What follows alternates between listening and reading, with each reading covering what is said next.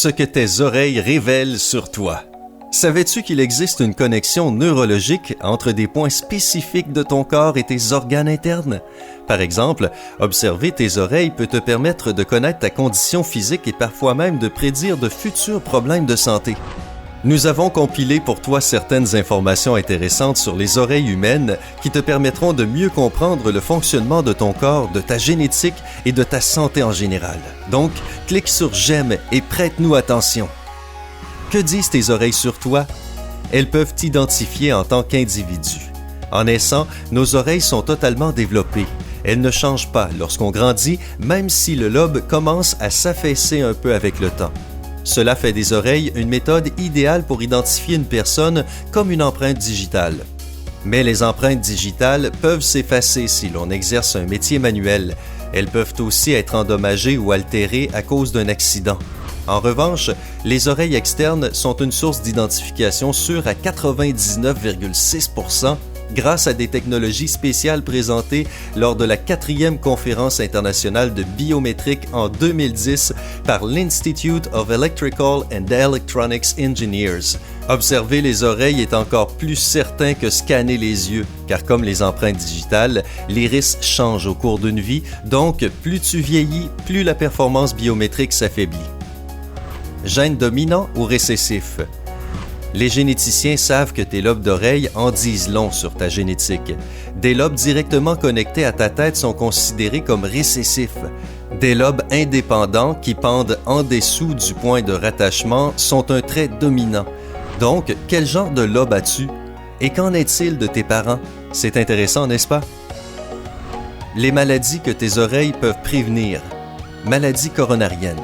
En 2015, dans une étude publiée dans le British Medical Journal Open, des scientifiques ont examiné près de 550 patients adultes et ont réussi à prouver la connexion entre le pli diagonal du lobe d'oreille et le risque de maladie des artères coronaires. Il est donc trouvé que si quelqu'un a un pli diagonal ou bilatéral dans ses lobes, il présente un risque plus élevé de souffrir de problèmes cardiaques, contrairement à ceux qui n'en ont pas. Manque de vitamines et de calcium. Si tes oreilles sont très pâles, cela pourrait signifier que ton corps n'a pas assez de vitamines et de calcium. Il est l'heure de prendre des compléments alimentaires. Problème de rein.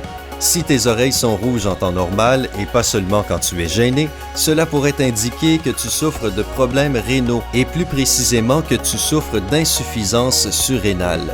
Les glandes surrénales situées en haut des reins sont responsables de la production d'adrénaline. Comme tu le sais peut-être, tu as besoin d'adrénaline car elle contrôle la réaction de ton corps face aux situations stressantes. Les individus présentant un faible taux d'adrénaline perdent souvent du poids, ont une faible tension artérielle et peuvent même souffrir d'insuffisance rénale. Donc, si tes oreilles rougissent souvent, même si tu n'es pas perturbé émotionnellement, fais attention. Les maladies du cerveau. Si tes oreilles ont une couleur rouge intense, cela pourrait être un indicateur de perte de mémoire, de migraines persistantes et de problèmes cérébraux. L'inflammation douloureuse du cartilage de l'oreille est un symptôme spécifique d'une maladie rare appelée polychondrite récidivante. Cette maladie était autrefois mortelle, mais grâce aux nouvelles méthodes de traitement, de plus en plus de gens parviennent à la combattre. Tu peux apprendre encore plus de choses sur ta condition physique en examinant ton cérumen.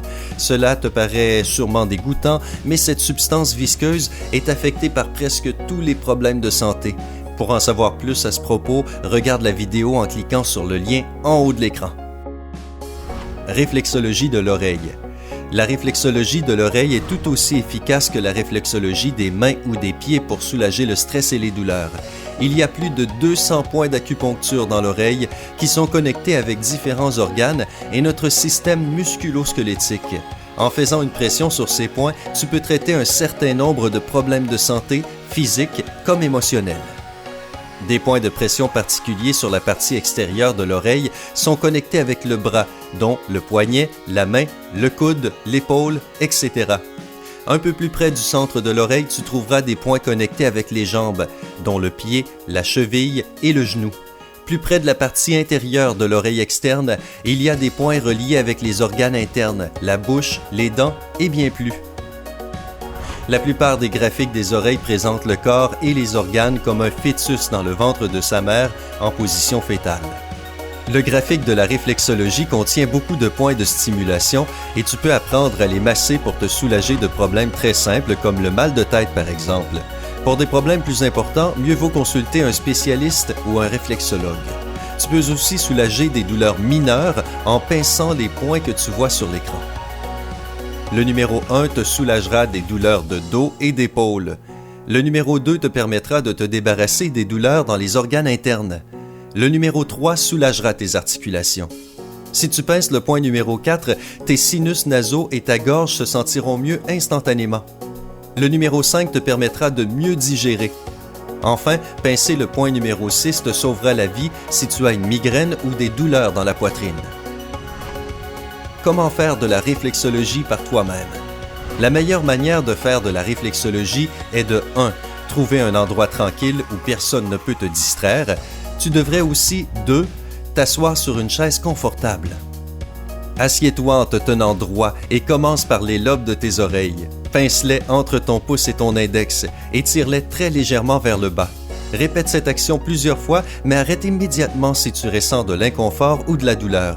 Si tu as de petites égratignures, des ondes sensibles ou une inflammation des oreilles, ne touche pas ces parties durant la session. Ensuite, en t'aidant du graphique, trouve la partie du corps qui te cause des problèmes et commence à masser le point de ton oreille connecté à cet organe. Continue durant quelques minutes, mais pas plus d'une demi-heure.